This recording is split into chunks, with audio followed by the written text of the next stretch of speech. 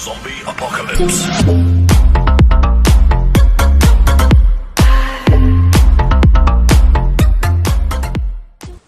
Assalamualaikum warahmatullahi wabarakatuh. Hello busy friends, kembali lagi di channel YouTube kebanggaan kita ini. Kali ini kita akan bahas sesuatu tentang pertandingan catur antara Super Grandmaster yaitu Garry Kasparov melawan Karl-Heinz Schneider, di mana Garry Kasparov memegang buah putih sedangkan Schneider memegang buah hitam.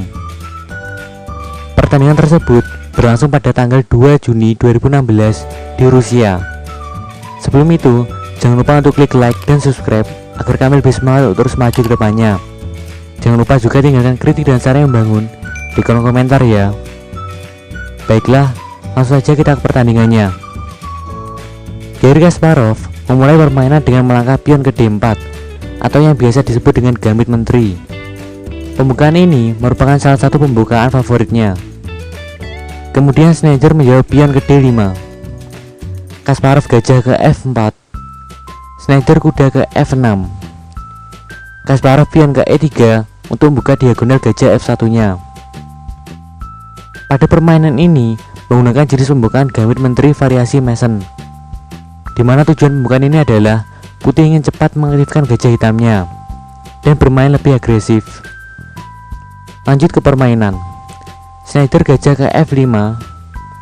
Kasparov menekan petak pusat dengan melangkah pion ke C4. Schneider menerima pertukaran dan melangkah pion D kali C4. Kasparov gajah kali C4. Schneider pion ke E6. Kasparov mengaktifkan kudanya ke C3. Schneider melangkah gajah ke D6, mengajak pertukaran dengan gajah aktif Kasparov di F4. Kasparov menolak pertukaran gajah dan menghindarinya dengan melangkah gajah ke G5.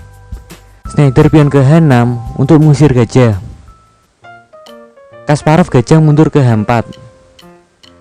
Schneider terus memaksa gajah Kasparov untuk mundur dan melakukan pertukaran dengan melangkah pion ke G5. Kasparov gajah mundur ke G3. Schneider langsung gajah kali G3.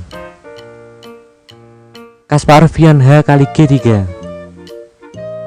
Schneider kuda B ke D7.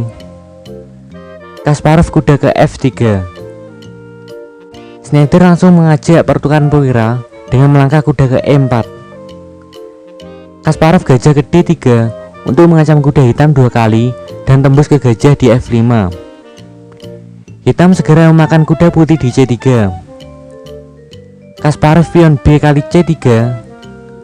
Schneider gajah kali D3. Kasparov menteri kali D3. Pada posisi ini kedudukan masih seimbang. Namun posisi pion hitam di sayap raja tidak memungkinkan untuk menjadi tempat persembunyian raja karena sudah terlalu maju ke depan. Lanjut ke permainan. Schneider mengempur sayap raja Kasparov dengan pion ke G4 dan mengancam kuda. Kasparov kuda mundur ke D2. Schneider pion ke C6. Kasparov benteng ke B1 untuk mengancam pion lemah hitam di B7.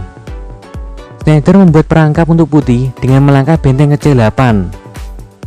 Putih tidak bisa makan pion di B7 dengan bentengnya. Hal ini dikarenakan hitam akan melangkah kuda ke C5, menggarpu menteri sekaligus benteng di B7. Dan pion di D4 tidak bisa makan kuda tersebut karena telah terpaku dan dapat membuat menteri putih akan dimakan secara percuma. Kembali ke permainan saat hitam benteng ke C8. Kasparov menyadarinya dan melangkah menteri ke E2 sekaligus mengancam pion di G4. Hitam lebih memilih mempertahankan pionnya di G4 dengan melangkah pion ke F5. Kasparov segera makan pion di B7 dengan bentengnya. Schneider melangkah menteri ke A5, menggarpu pion di A2 dan C3. Kasparov melakukan rokade untuk mengamankan rajanya terlebih dahulu. Schneider menteri kali pion A2. Kasparov berusaha membongkar petak tengah dengan melangkah pion ke E4. Schneider melindungi pionnya di F5 dengan melangkah menteri ke C2. Kasparov pion E kali F5. Schneider menteri kali pion F5. Kasparov kuda ke C4. Langkah tersebut bertujuan untuk ke petak D6 yang akan sekak menteri dan benteng. Snyder melindungi peta tersebut dengan raja ke E7. Kasparov kuda ke E5 untuk menekan kuda D7 dua kali. Snyder benteng H ke D8 untuk memperkuat kudanya.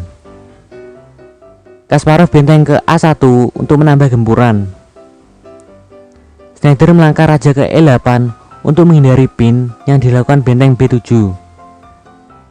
Kasparov kembali kuda ke C4 untuk ke peta D6. Snyder raja ke E7. Kasparov mengancam terlebih dahulu menteri hitam dengan benteng ke A5. Snyder menutupinya dengan pion ke C5. Kasparov kembali lagi menekan kuda dengan melangkah kuda ke E5. Snyder menghindari pin dengan raja ke E8.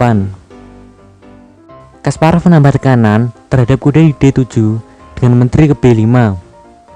Terpaksa Snyder mundurkan menterinya ke H7 untuk melindungi kuda. Kasparov menambah gempuran dengan benteng A kali A7 sehingga membuat kuda hitam ditekan sebanyak 4 kali oleh perwira-perwira Kasparov. Snyder mencoba melangkah benteng ke B8 untuk melakukan pertukaran. Kasparov menerimanya dan melangkah benteng kali B8. Snyder benteng kali B8. Kasparov melakukan sedikit kombinasi dengan melangkah menteri kali B8 skak. Langkah ini sekaligus membuat hitam menyerah, karena hitam kalah perwira yang membuatnya semakin sulit untuk memenangkan permainan. Apabila dilanjutkan, hitam kuda kali B8, putih benteng kali H7, sehingga membuat putih menang satu benteng, dan dalam posisi ending ini, putih sangat diunggulkan. Nah, sekian dulu ya ABC Friends. Semoga teman-teman ABC dapat ilmu baru dari apa yang kami sampaikan. Apabila ada pertanyaan, jangan lupa komen di kolom komentar ya. Wassalamualaikum warahmatullahi wabarakatuh.